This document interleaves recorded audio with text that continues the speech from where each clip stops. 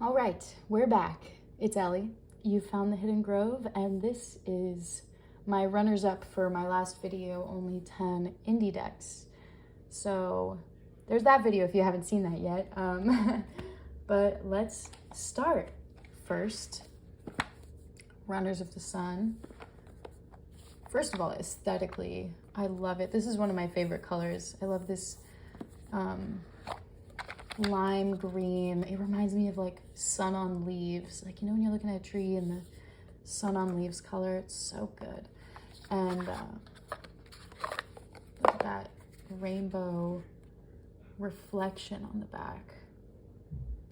Yes, so that's just fun to pull out. And then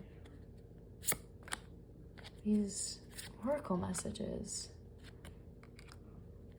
I really love offering. There's some tarot names on here too. Childlike memories. Make your move. It has good words. And I think Johnny at Catamancy Tarot has a really good video walking through this deck and then also comparing it to the Road to Nowhere Oracle. Oh my God, that Oracle deck. If I could get my hands on it one day, it would just be amazing, but unfortunately I haven't been able to. But this is a good close second. Isolation, opinions, yeah. I also really like these micro green borders around the collage image and the colors of the lettering. Yeah, that green, just one of my favorite colors. So there's the Sun Runners. It's my first runner-up. I think I have, including this one, 8 decks here to show you. Next, something I mentioned in my only 10 indie decks video is the Tarot as Color by Ethel Colquhoun. This is an amazing deck, and the only reason I didn't add it is because it's so new to me that, you know, it hasn't had the chance to be a favorite yet, but it definitely will be. It is so gorgeous. Wow, amazing.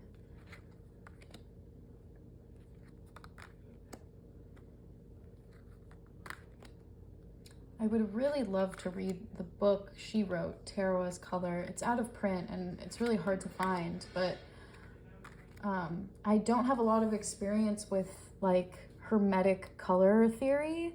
I know that the Tree of Life has colors associated with it that don't seem to correspond in this deck, but that in terms of, you know, esoteric color, the one I know is the one that's mapped out on the Tree of Life. But this one, it seems to be something different, something like more Golden Dawn related. Since my main study, associational, I guess that's the word, study with the tarot has been traditional Kabbalah since I grew up Jewish, and my family has been studying Kabbalah for a long time. So I'm quite familiar with those concepts, and I love connecting the tarot and Kabbalah, and there's some of that in here, like in the titles, but I want to figure out these colors. And I'm sure I could find it online pretty easily, but I haven't done that yet. Yeah, this is amazing.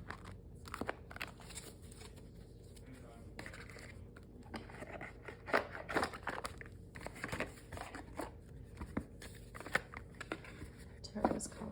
Wow, wow. A deck that falls in the similar wheelhouse of Tarot as Color is Dream Dust Shamanic, but something that this deck has is a guidebook. And I'm going to talk about this in a second, but these are great cards. Backs are cool. I think this deck is something that's keeping me from getting the Margaret Peterson Tarot, because I love this deck so much that they seem kind of similar. I know that the reason I want the Margaret Peterson is honestly for the guidebook. I've seen snippets of it and it seems really good, but the imagery doesn't really resonate with me like this does, so I almost feel like it would be having a less resonant version of this. And something I really like about the guidebook here is it actually,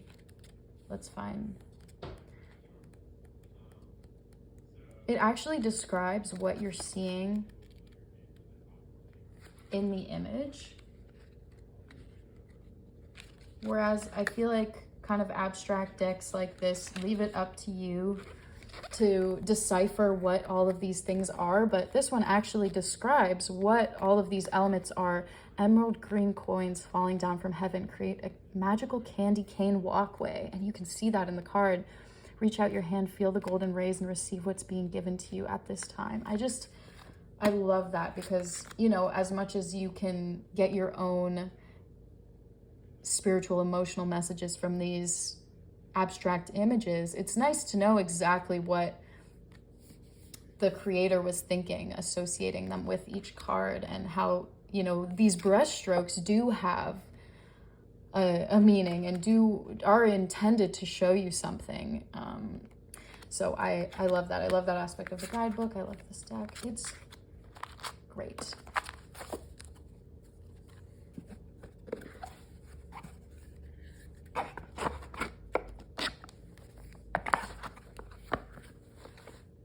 All right. Next up is my favorite indie plant deck is the Dirt Gems.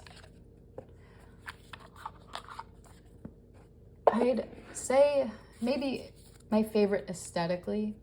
I also really love Magic and Medicine of Plants, Mixtress Ray's Oracle. That should be here too. It's not with me right now, but I love that deck.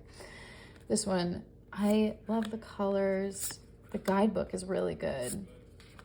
Really good for this deck. I don't have it on hand, but it just resonates with me. I'm not hugely knowledgeable about herbalism or plant associations, but I would like to be. And I feel like this deck has been a really good intro into that because it adds other elements to the card that kind of clue you into what these plants are and what they're used for.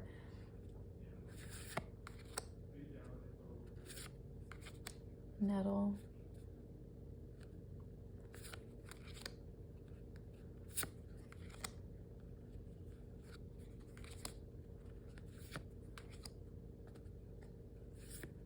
Yeah, so that's good.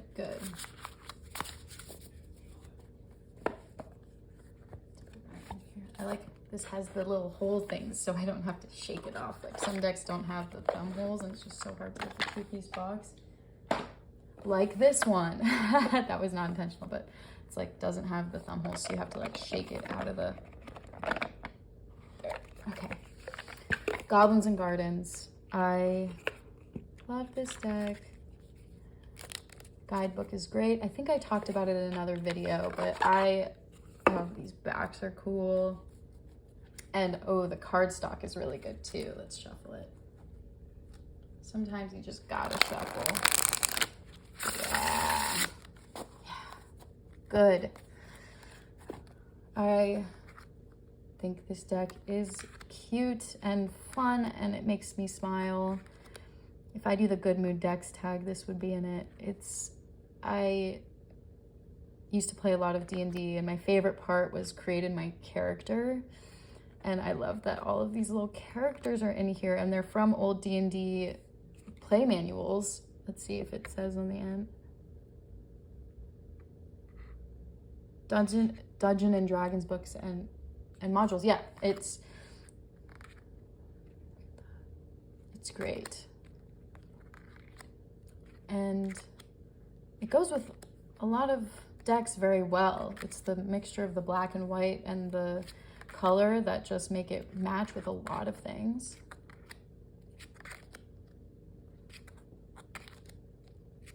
It's good. Goblins and Gardens. Here's the website on the bottom. Next Next up is another collage deck that I have been using a lot so far. In the last week of March and the first week of April, I've been using this a lot, the Adapt Tarot. I love it. This, interestingly, was in my... I almost sold this right after I bought it.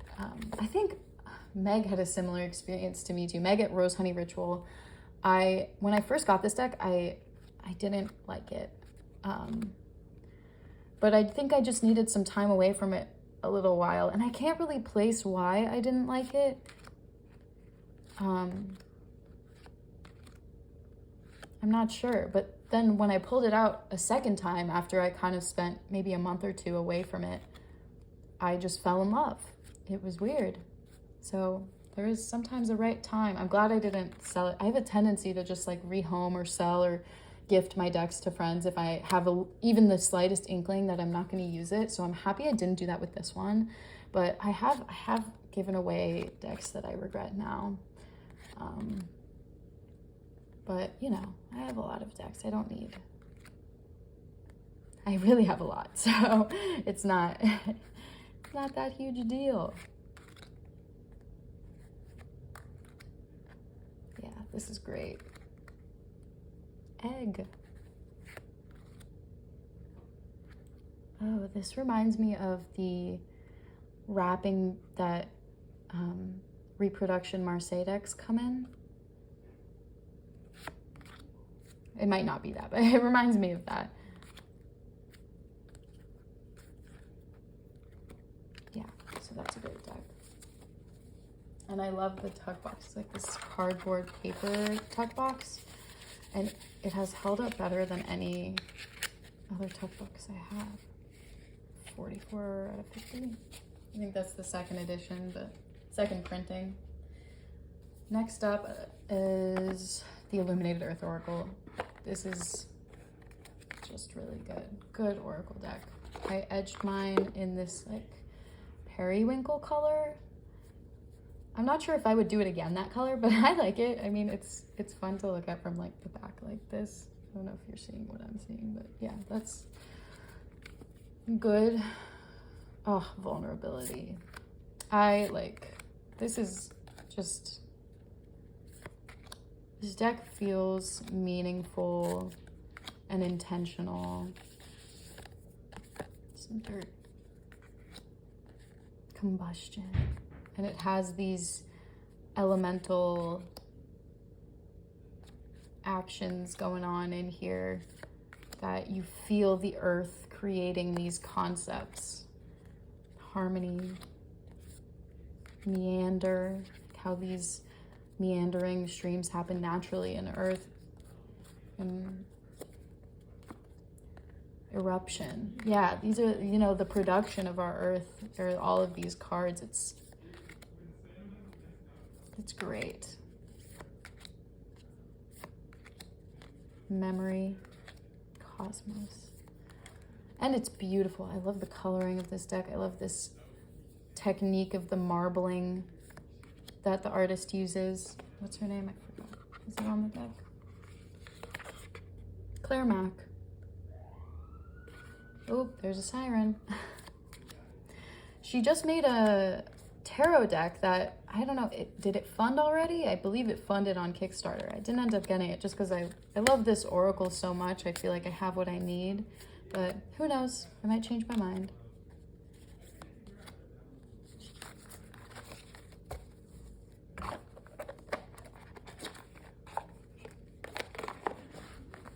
Finally, Trionfi della Luna. This is the Paradoxical Marseille.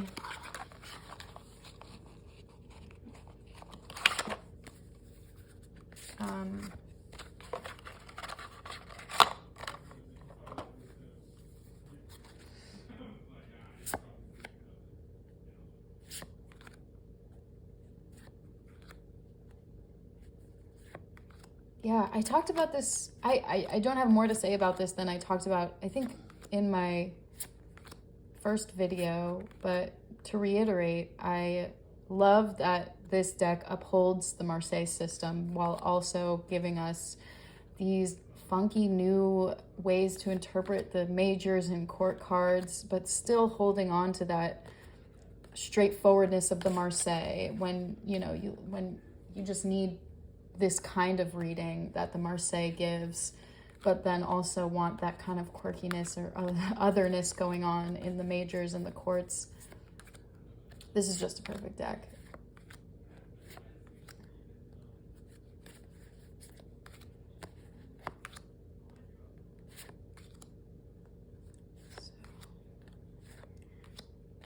Patrick Valenza is very good at marketing. Every time I see a different like iteration or coloring of this, I'm always tempted to buy it, but I like this one a lot, so I'm gonna stick with it. I don't think I need anything else distracting me from this guy, but that man knows his sales, I have to say. Okay, so those were my honorable mentions for indie decks. I'm looking forward to making my top 10 mass market decks next, so look out for that video. Alrighty, bye-bye.